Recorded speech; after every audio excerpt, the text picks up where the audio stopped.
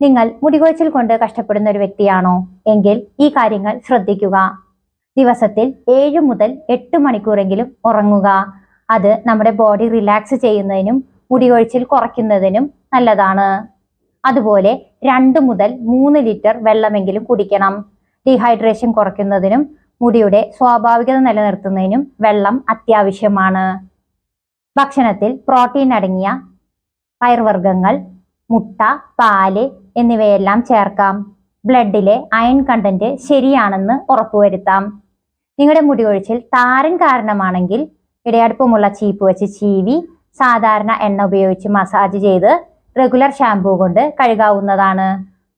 പ്രധാനമായും straightening, colouring എന്നീ തരത്തിലുള്ള മുടിയുടെ സ്വാഭാവികത കളയുന്ന കാര്യങ്ങൾ ചെയ്യാതിരിക്കുക. ഇതെല്ലാം ശ്രദ്ധിച്ചാൽ നിങ്ങൾക്ക് മുടികൊഴിച്ചിലിൽ നിന്നും പെട്ടെന്ന് രക്ഷപ്പെടാനാകും.